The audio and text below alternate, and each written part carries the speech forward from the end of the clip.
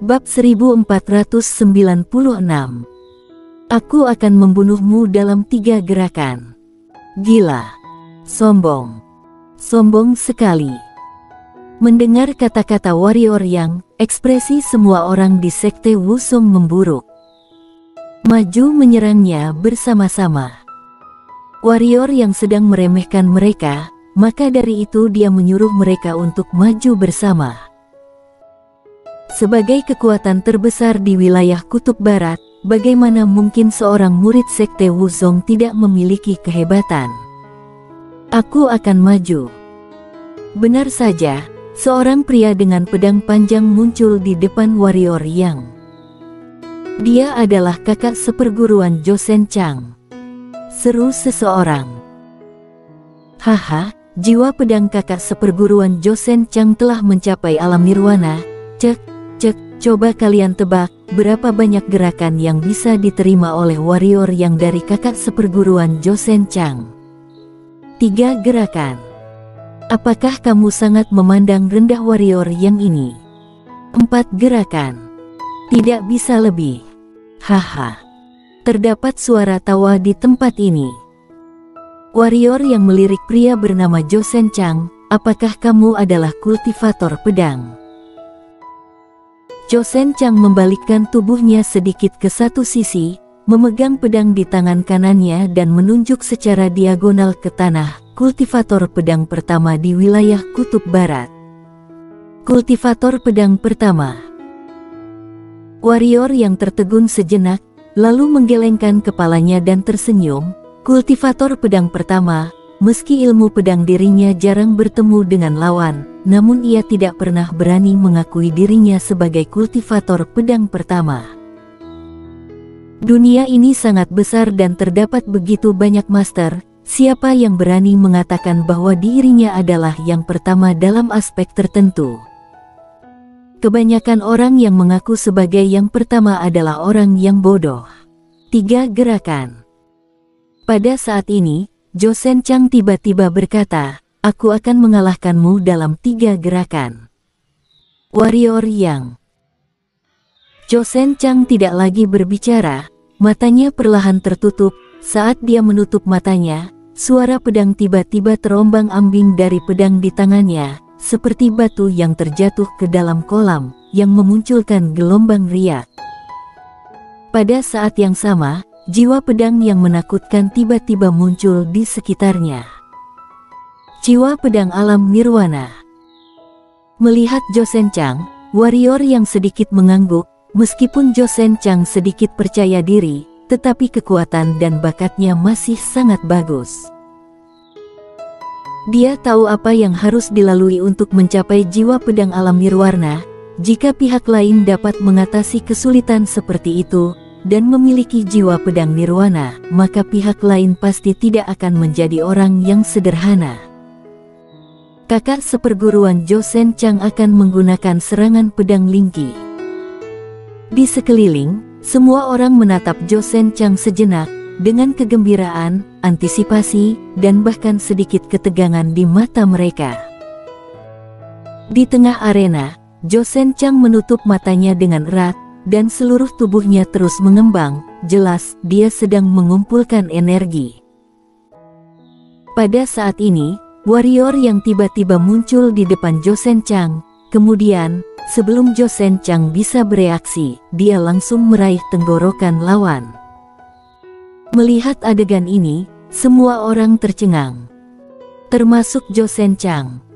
Warrior yang, kamu telah melanggar aturan. Pada saat ini, teriakan marah tiba-tiba terdengar di kejauhan. Warrior yang menoleh untuk melihat, dan itu adalah seorang pria muda yang sedang berbicara. Pada saat ini, pihak lain memelototinya. Melihat dari tatapannya, dia seperti sangat ingin bergegas datang ke sini untuk melawannya. Kenapa aku bisa melanggar aturan? Warrior yang bertanya dengan rasa ingin tahu. Pemuda itu berkata dengan marah, kamu sudah menyerang bahkan saat masih belum dimulai, tindakanmu ini telah melanggar aturan. Masih belum dimulai. Ada senyum di sudut mulut warrior yang, dia melihat sekeliling, kemudian berkata, apakah murid sekte Wuzong memiliki sikap yang seperti ini semuanya?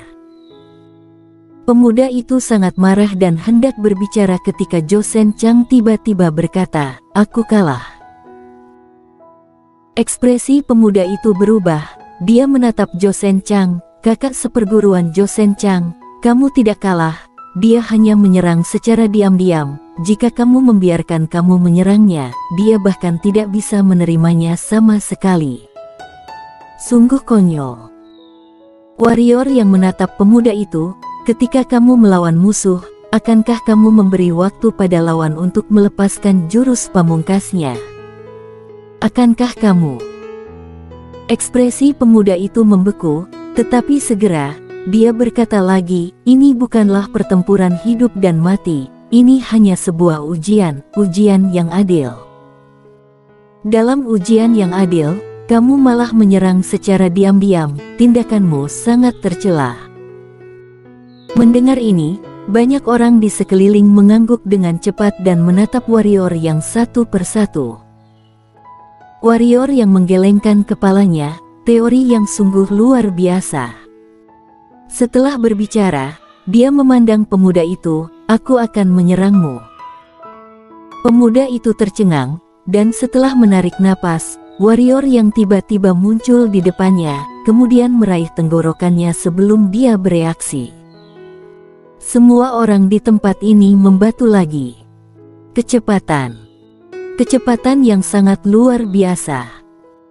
Ekspresi semua orang yang telah kembali ke akal sehat mereka menjadi sangat serius. Warrior yang mengangkat pemuda di depannya dan berkata, lihat, kali ini aku tidak melakukan serangan secara diam-diam, kan? Wajah pemuda itu memucat untuk beberapa saat, apa yang dimaksud dengan wajah yang ditampar? Seperti inilah rasanya. Warrior yang melepaskan pemuda itu, lalu memandang Josen Chang, dan berkata, demi Irenean, aku juga bisa memberimu kesempatan, ayo, keluarkan seranganmu. Josen Chang memandang warrior yang dalam waktu yang lama, kemudian berkata, kamu sangat kuat. Pada saat ini, selama kamu bukanlah orang idiot, kamu akan tahu bahwa kekuatan warrior yang di depannya sangat kuat. Kakak seperguruan Josen Chang, semangat. Pada saat ini, pemuda yang sebelumnya tiba-tiba berteriak. Pada saat yang sama, orang-orang di sekitar juga berteriak. Josen Chang melirik warrior yang, lalu perlahan-lahan matanya terpejam. Seperti sebelumnya, sebuah jiwa pedang muncul di sekitarnya. Pada saat yang sama, pedang di tangannya bergetar dengan hebat. Setelah terdiam beberapa saat, Josen Chang tiba-tiba membuka matanya, serangan pedang Lingqi. Saat suara itu jatuh, pedangnya dihunus keluar. Ketika pedang itu keluar, energi pedang yang tipis seperti rambut, melesat ke arah warrior yang dengan cara yang aneh. Ketika energi pedang ini datang ke depan warrior yang mengulurkan tangannya dan hendak memblokirnya. Dan pada saat ini, sudut mulut banyak orang di tempat ini terangkat, terutama pemuda sebelumnya, terdapat sentuhan sarkasme di sudut mulutnya. Tepat ketika warrior yang mengulurkan tangan untuk menghadang energi pedang itu, tiba-tiba energi pedang itu jatuh tepat di depan warrior yang, dan warrior yang tertegun. Dalam sekejap, energi pedang itu langsung mengenai warrior yang. Hahaha. Pada saat ini, pemuda di kejauhan tiba-tiba tertawa terbahak-bahak, benar-benar bodoh, serangan pedang Lingqi memiliki kekuatan 5 elemen, warrior yang, apakah kamu tahu apa itu kekuatan 5 elemen? Kekuatan 5 elemen, mengabaikan pertahanan energi hitam, kamu menghalanginya secara paksa, yang sama saja seperti sedang mencari kematian, kamu. Saat berbicara sampai di sini, suara pemuda itu tiba-tiba berhenti. Karena dia menemukan bahwa warrior yang berada di kejauhan, sedang menatapnya dengan tatapan idiot pada saat ini. Kamu. Kamu masih baik-baik saja. Pemuda itu memandang warrior yang. Tidak hanya pemuda itu, semua orang melihat warrior yang saat ini. Mereka melihat energi pedang itu masuk ke tubuh warrior yang, tapi sekarang warrior yang malah sepertinya baik-baik saja. Apa yang telah terjadi? Mata Joseon Chang juga dipenuhi dengan keraguan saat ini.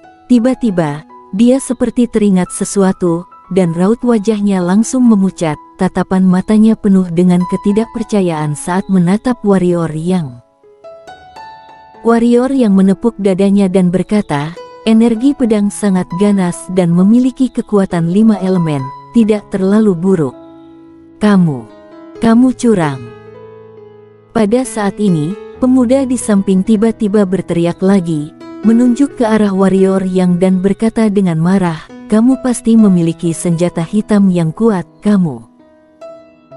Melihat pihak lain berbicara tanpa henti, warrior yang sedikit menyipitkan matanya, dan tatapan matanya berangsur-angsur mendingin. Diam. Pada saat ini, sebuah suara tiba-tiba muncul di tempat ini, kemudian, seorang pria paruh baya yang mengenakan jubah muncul. Melihat pria paruh baya ini, ekspresi semua orang di tempat ini tiba-tiba berubah, kemudian mereka semua membungkuk kepada pria paruh baya itu, kami memberi salam pada ketua sekte. Pria paruh baya itu sedikit mengangguk, lalu menatap pemuda sebelumnya, kembalilah untuk berdiri menghadap tembok, kamu baru bisa keluar setelah memahami kesalahan apa yang telah kamu lakukan. Wajah pemuda itu menjadi lebih pucat, tetapi dia tidak berani mengatakan apa-apa, dan dengan cepat mundur. Setelah pemuda itu mundur, pria paruh baya itu memandang warrior yang, bagaimana jika kita bertarung sebentar? Terdapat keributan di tempat ini, semua orang menatap warrior yang dengan tatapan tidak percaya, orang hebat macam apa warrior yang ini, sampai bisa ditantang oleh ketua sekte. Apa kemampuan yang sebenarnya dia miliki? Warrior yang terdiam, pada saat ini, pria paruh baya itu berkata lagi, Irene adalah orang dari sekte Wuzong, aku sangat ingin melihat seperti apa orang itu, tentu saja, aku juga ingin tahu seberapa kuat kekuatan seorang jenius pertama di dunia bawah. Jenius pertama dari dunia bawah. Warrior yang bertanya dengan heran, aku. Pria paruh baya itu tersenyum, apakah kamu masih tidak tahu? Kamu, warrior yang, sekarang adalah jenius pertama dari dunia bawah. Bahkan, kamu dikatakan sebagai master pertama di dunia bawah. Mendengar kata-kata pria paruh baya itu, semua orang di tempat ini tercengang. Jenius pertama dunia bawah. Master pertama di dunia bawah. Warrior yang ini. Jika tidak mengatakannya, mereka pasti tidak akan percaya dan akan meledeknya, tapi ketua sekte mereka sendiri yang mengatakan hal ini. Aku tidak berani menerima pujian setinggi itu. Warrior yang berkata dengan rendah hati, ada orang di luar orang, dan ada langit di luar langit. Pria paruh baya itu tersenyum dan berkata, tidak peduli bagaimanapun juga, ayo, mari kita saling bertarung. Bisakah aku melewatinya? Kata warrior yang. Kenapa? Pria paruh baya itu bertanya-tanya. Warrior yang menggelengkan kepalanya, kekuatanmu sangat kuat, aku tidak akan menggunakan kekuatanku yang sebenarnya, akan sulit untuk mengalahkanmu. Tetapi jika aku menggunakan kekuatanku yang sebenarnya, aku pasti akan membunuhmu. Pria paruh baya ini sangat kuat, dia mengetahuinya hanya dengan perasaan. Namun, lawannya kuat, dan dia pasti tidak akan bisa menerima reinkarnasi pedangnya.